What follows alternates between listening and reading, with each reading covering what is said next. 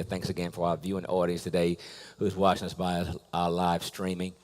I encourage you guys here to make sure you share the stream with your family members and friends and co-workers and let God do the rest.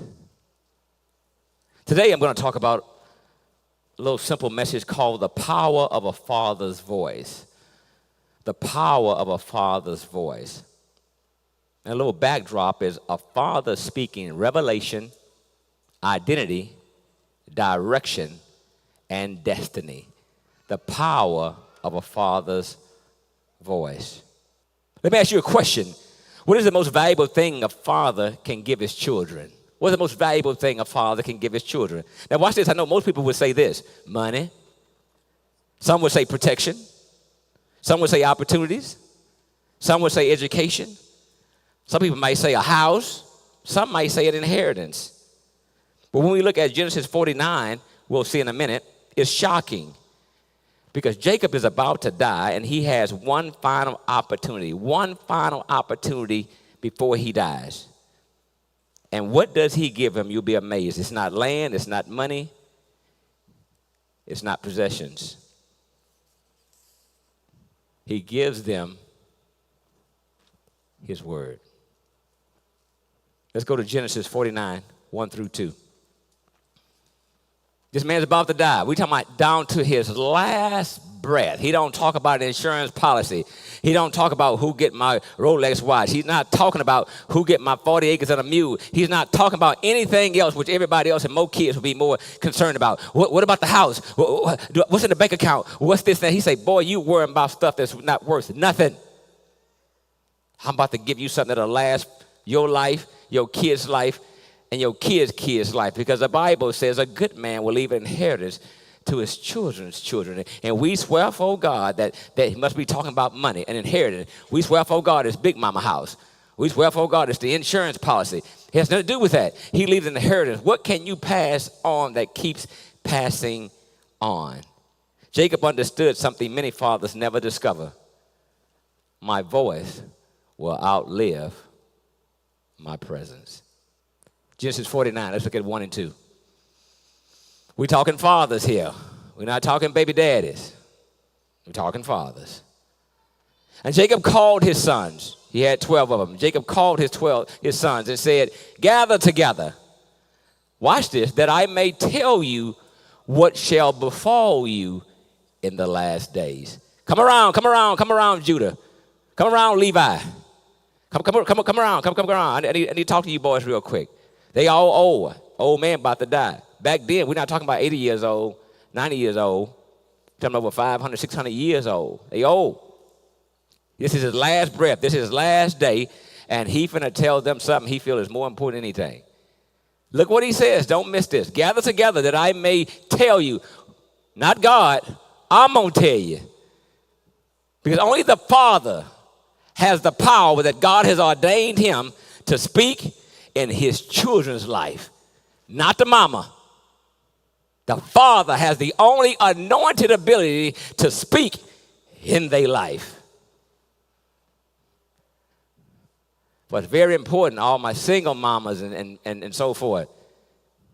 When you go finally marry a man, make sure you marry a man that you have allowed and you've put your child up on the submission that man can speak in that child's life. If not, you ain't got nobody, and the child won't have nobody neither. You need a father who's going to speak in that child's life. Let me tell you what shall befall you in the last days. He's speaking today, but what he has to say today will carry on till tomorrow. You don't know what that child going to be like. That father does. Mama's most of the time disillusional. You don't know what they could be. They can still turn out to be. Nah. The father say it is what it is. They wouldn't hear like to play a lot. They wouldn't hear lazy. They wouldn't hear talk too much. They wouldn't hear get in trouble. He could see it. You can hate on him all you want to. But a wise woman would look and say, okay, what do you see? And whatever he sees is what he says. Let me tell you what shall befall on you in the last days.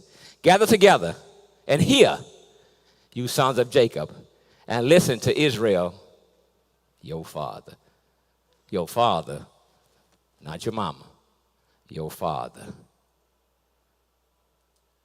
The Amplified Version says it this way, give you a little more meat on the bone. Then Jacob called his sons and said, assemble yourselves around me, that I may tell you what will happen to you.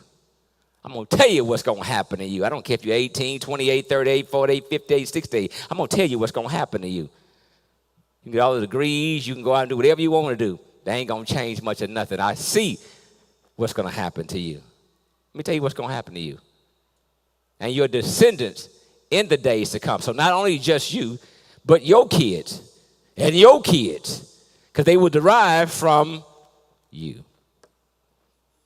So gather together and hear, O sons of Jacob, and listen to Israel, Jacob, your father. How many fathers spend years building a future for their children, but never speak in the future of their children? How many provide food, but never provide direction? See, you want a man, for all my single women, you want a man who could do that. And for you to not allow a man to do that, you're really killing that kid's future altogether. Altogether. How many leave an inheritance, but never leave an identity? Because children need more than provision. They need a voice. Every child is born asking a question. Not, what will I do? But, who am I? The devil has done a good job. This generation today has been the most difficult I've ever seen, because this generation is struggling with identity. I don't know who I am. If I don't know who I am, then how can I possibly move on to the next question on what shall I be? What shall I become? Because I don't even know who I am. God designed fathers to help answer that question. That's what God did. God designed fathers to help that question. The hidden tragedy of our generation is not merely fatherless, it's identity confusion. Because when fathers don't answer the question, culture volunteers. That's why you can't have no baby daddy. That's why you can't have absentee father. That's why you got to have a father in the house. Because when they don't hear a voice, culture says, I'll speak for him. Social media say, I'll speak for him. Kids at the school say, I'll speak for him. Social media says, I'll speak for him. Since you ain't got a voice that you don't hear, I'll speak. Most people think fathers are providers. But according to Genesis 49, fathers were designed by God to be introducers of destiny. Jacob says, gather yourselves together that I may tell you what shall happen to you. He wasn't discussing their present, he was introducing them to their future. A father's greatest inheritance is not what he leaves to his children. It is what he speaks into them. Provision maintains life. Voice directs life. Have you listened to your father's voice? All my mamas out there, have you ever told your kids you ain't got to listen to him? You messed up royally. If he don't feel comfortable doing that, he don't have to do that, she don't have to do that, you have screwed up royally. And then you wonder what a mess you're going to see in 5, 4, 3, 2, 1. You created it. God had brought a voice in that child's life and you ruined it by still trying to be too much mama. The voice was there for provision. The voice was there for direction. The voice was there for identity. And what you did was silence the voice. Is that not what we come to church for? Is that not when we're in trials and tribulations and we're going through tough times? Do we not say the one thing? Speak to me, Lord. Speak for what? I need to hear that voice. I got a 5 and 6-year-old. When I walk through the door, hey, they hear the voice. It's the voice. They walk down the stairs. Hey, I'm scared. Come on down here. Goes away. The voice. But what about the child you say don't have to listen to that voice? Maybe it's nobody up in here. Maybe it's nobody watching, but you know somebody, your sister, your auntie, your cousin have screwed up royally and told her kids they ain't got to listen to him. And I'm saying if you feel that way, you shouldn't even be with. Talk back to me. The child is not the disobedient one. You are. You've ruined that child's life. You've ruined it because they needed a voice. A voice of reason. A voice of assurance. A voice of love, whether you like it or not. Because according to here, the father is responsible for the discipline, not the mama. The father understands you don't have to like me. He cool with that. The mama would bend all kind of rules to be their friend. We're going to get their hair done. We're going to get our nails done. We're going out shopping. We're going to hang out time. You really want to be our friend. He or she ain't got to be my friend. I have a design duty, and I'm going to make sure I stay his friend. I wish we had the old woman back in the day who could school these young girls. These young girls do what they want to do and making their kids a hot mess. We live in a generation where fathers often provide financially but remain silent spiritually. Children know what dad bought, but do they know what dad believes? That's more important, not what he bought, but what he believes.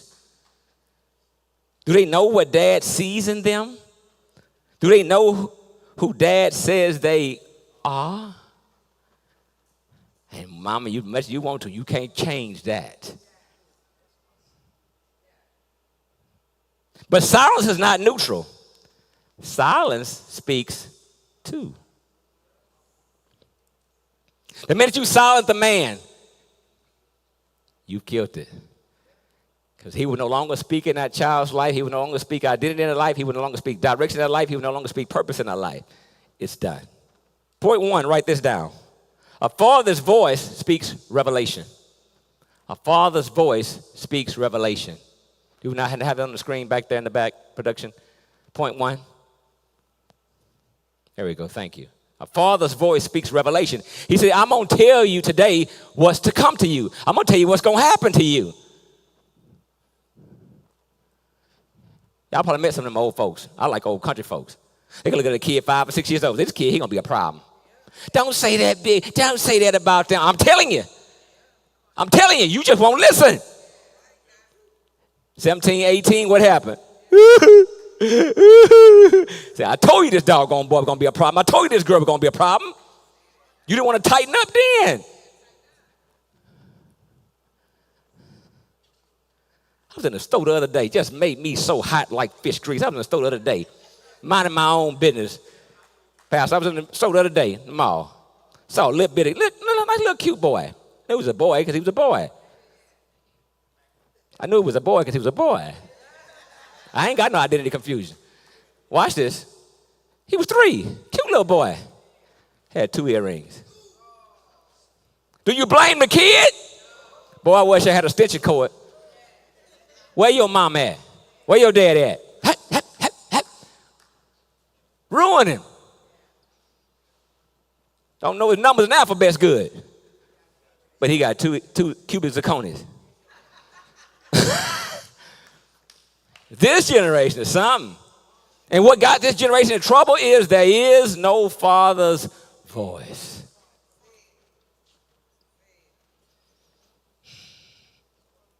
Jacob reveals things his son cannot yet see. Mothers, I want you to understand what a father has x-ray vision that you just will never have. Yeah, you're compassionate. You're nurturing. That's why he's the head. The eyes are not in the chest and the legs. The eyes in the head. The eyes see things that you'll never see. A father sees before a child sees. Children live in the present. The father sees in the future. Sometimes get on a kid, as they get older, You hear a man say something like this. That's all right, you mad at me now, but you'll thank me later. And he has to go with that years and years until this kid finally matures. He probably got on him at 15 and got on him at 16. Now they 36 and got to say something like this on Father's Day. Dad, you got a minute? What is it, baby? I understand now. See, no one talk about that heartache he went through in 1 year, and 2 years, and 5 years, and 10 years, and 15 years, and 20 years. For that kid to finally realize my daddy was right. He saw things in me I couldn't see myself. Don't date him. Don't date her. Don't go here. Don't go there. Don't do this. It's my life. How many times we heard that before? Train wreck. All you do is listen to your father. Who loves you more than your father? I ain't talking about a daddy. Your father. Nobody. I love my mama, but let's use an agriculture example. The father gives the seed. The ground gives the tree. But that's his seed. That's his. You carried it. They love to say, I carried you 9 months. You carried. You carried what was mine. It's mine. There's nothing worse than a father who does not look and take care of his seed. A man's seed should never be in need. Why David says, I have never seen the righteous forsaken, nor his seed begging bread. My seed don't beg it. My seed don't have a need unless you just not my seed. God has no problem with adopted. Let's talk about that. God has no problem with adopted because, again, the Bible talks about that. Again, all the Gentiles have been adopted. Adoption gives you the same benefit as the blood. But you also have to be the same obedient as the blood. Otherwise, you're not his at all. Some people here today, you got to decide today, am I going to become his today? Am I going to be obedient to his today? Am I going to listen to his voice today? Otherwise, ladies and gentlemen, you're not his. Not according to Matthew 7:21 that he says, all those who said, Lord, Lord, ain't going to the kingdom. Why? Because you didn't do the will of my Father. So you say one thing, but you do something totally different. A father sees in the future, like a GPS sees roads you can't see. A father, a good father, is a GPS system. Danger ahead. Changing courses. Oh, we don't like that. Lord knows kids. And I'm not impressed you 15, I'm not impressed you 25, I'm not impressed you 35.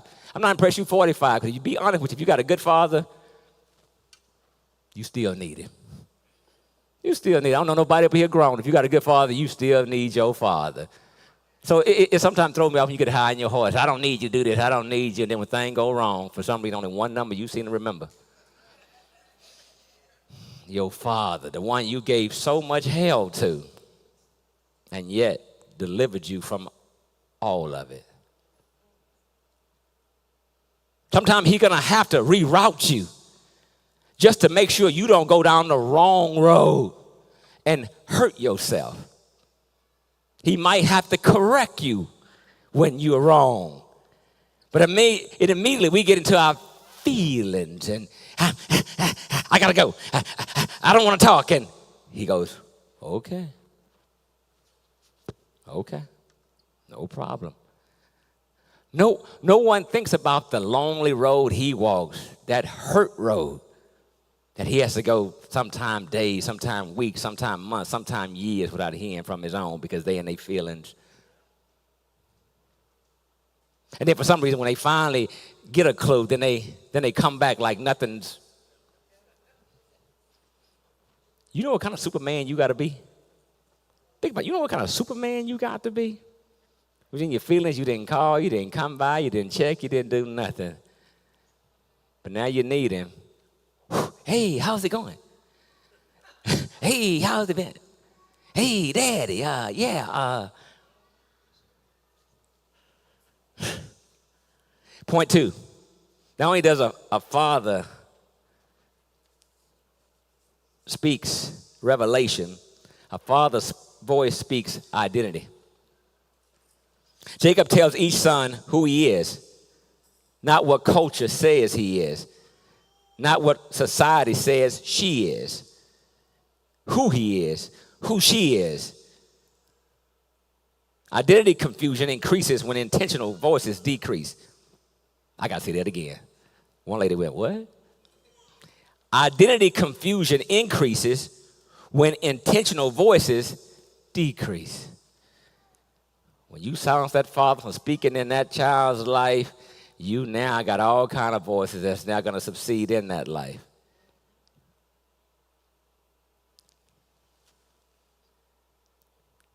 If a product doesn't know its purpose, it gets misused, don't it? Only the father can speak purpose in that life, not mama. Only the father can speak purpose in that child's life. And if it doesn't know its purpose, it's going to get misused. People are the same way. Identity is not discovered accidentally. It's often spoken intentionally. Point 3, a father's voice speaks direction. So not only does it do revelation, not only does it speak identity, it speaks direction.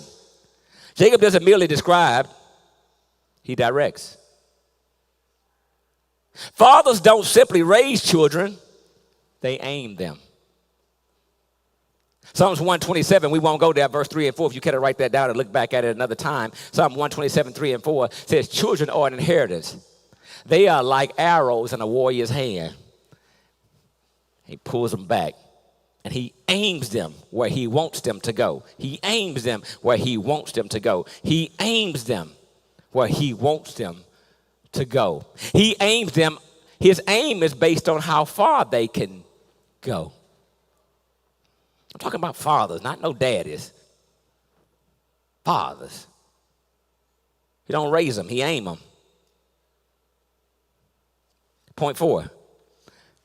Not only does a father's voice gives revelation, a father's voice speaks identity, a father's voice speaks direction. Number 4, a father's voice speaks destiny. Jacob's words shaped the tribes of Israel. It shaped generations to come.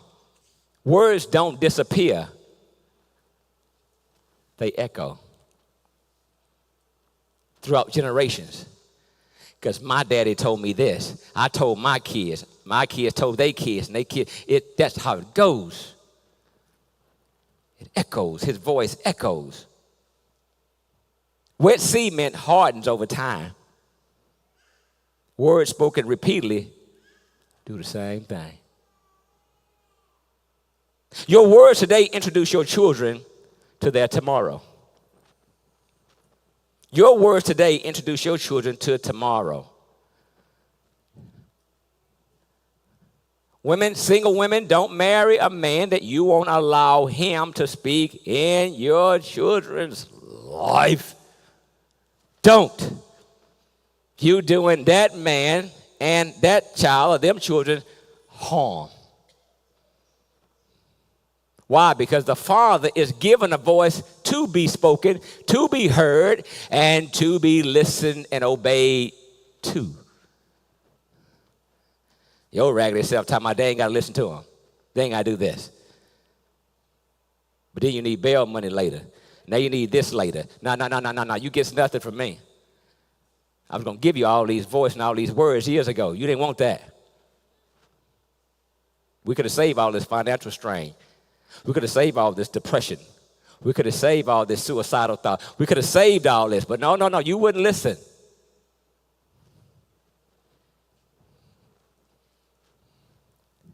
Man's voice is supposed to be heard. It's supposed to be followed. Fathers, today, what future are your children hearing from you? What identity are they hearing from you? Fathers, today, what destiny are they hearing from you? Food fills stomachs, but voices fills identity. Protection keeps children safe, but voice helps them become. Provision maintains life. Voice directs life. Which one's more important? It's amazing. We've chosen the food and the protection and the provision and left the voice clean out. You know that voice that used to matter growing up in the 60s and 70s? He acting crazy. Go in there and talk to him. Huh? What? Use that voice you got. You're the one I don't like hearing all the time. You're the one that always corrected me all the time. You're the one that always put me in my place all the time. I don't want to hear, but I see now it's needed. Now, don't be one of them women that only want to use the voice when it suits you. No, that voice is suitable at all times. No, don't wait till you get a problem and go, no, you go in there and talk to them for me. Go in there and handle it for me. Oh, you want the voice now.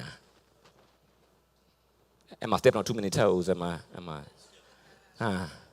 Step on them? Yeah, you want to use the voice when it suits you, but when it is inconvenient for you, when you don't like to hear what you hear, now you want to silence the voice. I don't want to talk about it anymore. I don't want to do this anymore. Okay. Imagine a generation of children growing up hearing, I love you. I believe in you. You have purpose.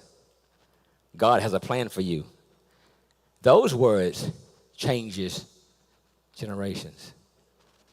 But it comes from the father. You can't take the same words and try to say as a mama. That don't work. You don't have the voice. I don't take power. You don't have the voice. I love you. I believe in you. See, that's not the same thing. Hey, I love you, boy. Hey, I got a plan. God got a plan for you, baby. See, that's different. She can't say it. Not like he can. So why would you ever silence his voice? When he speaks, it sounds like thunder. It strikes like lightning. Why? Because when he says something, baby, it cuts and it goes quick. Children often become what they repeatedly hear. This week, I want you to take the time out to speak identity daily to the children that's being obedient to your voice. They have to become obedient first before you speak into their life. Did not God tell Cain, if you did well, like Abel, would I not be pleased with you? Obedience comes first, not the voice. Get your kids in line, single mamas. Get your kids in line. Then everything else will start to align. I see leadership in you. I see wisdom in you. I see compassion in you. I see purpose in you. You see, the voice outlives presence. Though he's dying today, his voice will live on. Identity follows intentional words. Fathers introduce destiny to their children. Silence creates identity vacuums.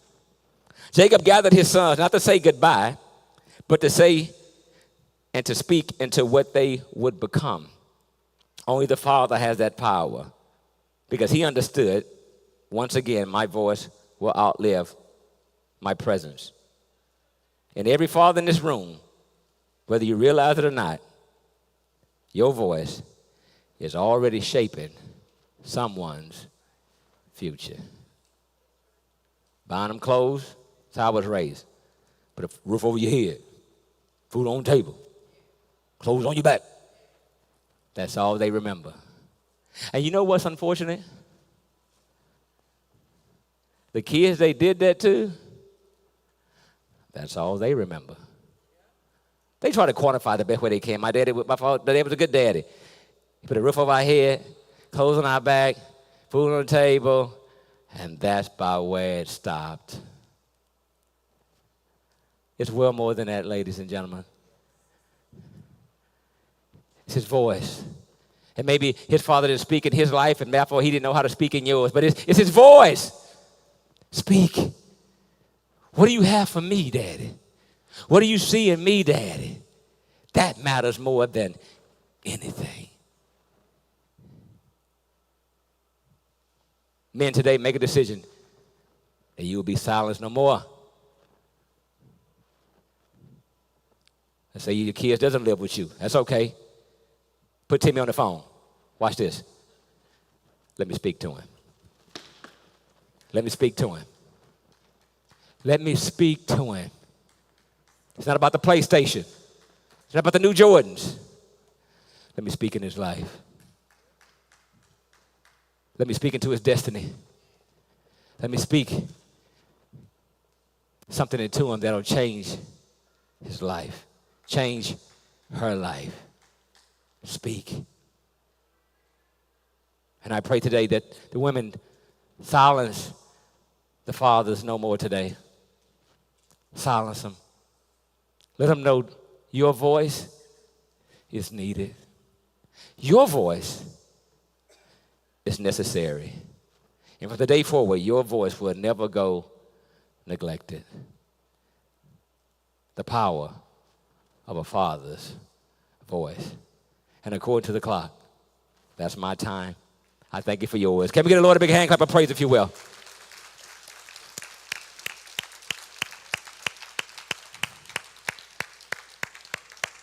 Heads bowed. Eyes closed.